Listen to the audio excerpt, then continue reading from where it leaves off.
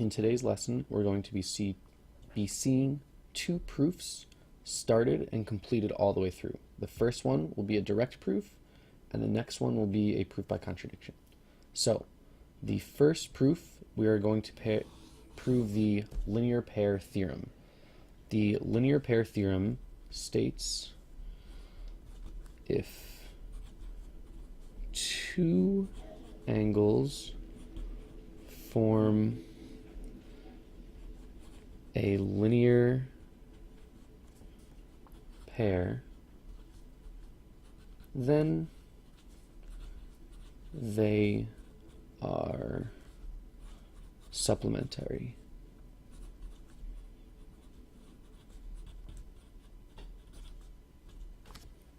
All right. Well, to start out our proof, I'm going to draw a diagram, point out my given, and what I want to prove. This is already in conditional form. You can see I've got my if and my then, so I don't even need to worry about putting it into that. So first I'll draw a diagram out. A linear pair is just two angles that create a line. So I have my straight line here. Here's angle 1, here's angle 2, and I'll label them just like that. And going a little more into detail, I'll put these points down, A, B, C, and then point D over here. All right. Now, my given is that angles 1 and angle 2 form a linear pair. That's all that I'm given, is angles 1 and 2, and that they form a linear pair. And what I want to prove, or what I want to conclude, is that the measure of angle 1 plus the measure of angle 2 equals 180 degrees. Or in other words, that angles 1 and 2 are supplementary. Okay, well, I'm going to do this by putting two columns down. The first is going to be my own statements, and this is what we do when we do a direct proof, is I have statements and that are all true that lead from one to the next until I get to my conclusion, and I have in the next column the reasons as to why I'm allowed to do those. Alright, well, if I get all the way to the bottom here, I ultimately want to end up with that measure of angle 1 plus measure of angle 2 equals 180 degrees. That's where I want to end up. All right, well, first I'm going to start out always with my given. So I say angle 1 and angle 2 form a linear pair. And I'll match number 1 for my statements. So the reason I know that's true is because it was given. Number 2. So I am going to talk about the fact that BA, the ray BA, and the ray BC are opposite rays. So, and BC, ray BC, are opposite rays. And I know that by the definition of a linear pair. If I have a linear pair, line angle 1 and angle 2, the line that's made up of those two angles, line AB or AC, is made of two rays that go in exact opposite directions. So this is just given to me by the definition, DEF for definition, of a linear pair. Step 3. So for step 3, I am going to say that angle ABC is straight. And I can say that because, well, BA and BC, BA and BC, I know they're opposite rays, they make a straight line, and so then I can say that angle ABC is straight because of the definition of a straight angle. It's just two rays that are opposite from each other. So definition of a straight angle. Next, I'm going to show that, well, I know that the measure of angle 1 plus the measure of angle 2, that is equal to the measure of angle ABC. Well, let's see, I have the measure of angle 1 is ABD, and the measure of angle 2 is going to be DBC. It's the same angle. And that works out because of the angle addition postulate. And if you remember that postulate, all it says is that if I add up ABD plus DBC, well, it's just going to make the angle that these two adjacent angles together are, it's going to make that full angle there. So it'll make ABC. And that's all that I did there. Next, 5. Well, I can say then that the measure of angle 1 and 2, well, it makes ABC. I know since ABC is straight, that means that ABC measures 180 degrees. So maybe that'll be my number 5 before I get to the very final step, is I can say that the measure of angle ABC equals 180, and that's because, well, that's what a straight angle is. Definition of a straight angle. And so then finally, for 6, I can say that the measure of angle 1, M angle 1, plus the measure of angle 2 equals 180 degrees. And that is because of, well, I had measure of angle 1 plus measure of angle 2. That's equal to ABC. I know that ABC is really 180, so that's what I get down there. And now I have that angle 1 and angle 2 are supplementary. So we are done with our proof.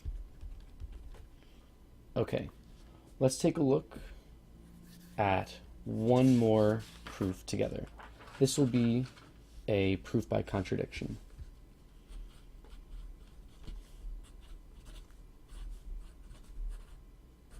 Contradiction. So this proof, we're going to use a contradiction to show that it must be so. So, what I'm trying to prove is prove that if angle A and angle B are complementary, if angle A and B are complementary, that they are both acute. All right, well, let's see what I'm given. I am given that the measure of angle A plus the measure of angle B equals 90 degrees. That's just the definition of complementary. And I want to prove that the measure of angle A is acute, so that means it's greater than 0 degrees, strictly greater, it can't be equal to 0, and less than 90 degrees. And also, at the same time, B must follow that same thing. So the measure of angle B must also be acute. So I'm saying that the measure of angle B must be less than 90, it must be greater than 0. That just means that these two are acute. Well, to do a proof by contradiction, the next step I need to do is to assume the opposite of my conclusion. So my conclusion said that both of these must be acute, so I'm going to say, well, what if one of them was not acute? So I'm going to assume that the measure of angle A is greater than 90. The measure of angle A is greater than 90 degrees. That means it's not an acute angle. So if I assume that A is greater than 90, let's see where that takes us. Well, I have that the measure of angle A plus the measure of angle B must equal 90. And this is how we do a proof by contradiction. You then write out what you're saying to show why it can't be true. Well, B must have a non-zero, just means that it can't be zero because it has to be acute, it has to be greater than zero, a non-zero and positive value.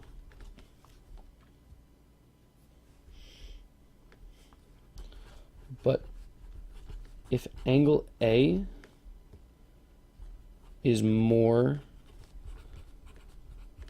than 90 degrees, there's no way for them to add up to 90.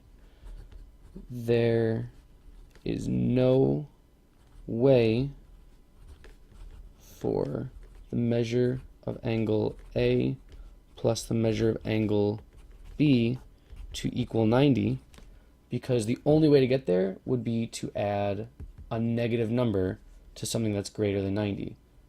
So if I had 95 and I could have the measure of angle B be -5, then it would work out. But because B must have a non-zero and positive value, there's no way that I can add up A and B to equal 90. Well, that's my contradiction. If this can't be true, there's no way for this to be true. That must mean that my assumption was false. Assumption must be false. So that means that my conclusion must have been true. My original conclusion here must have been true. If my assumption was false, that means that my original conclusion must have been true. So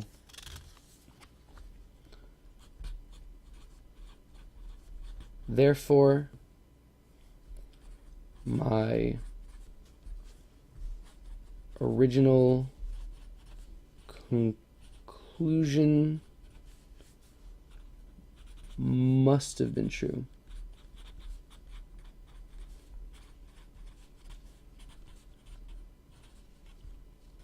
And that's all that a proof by contradiction is.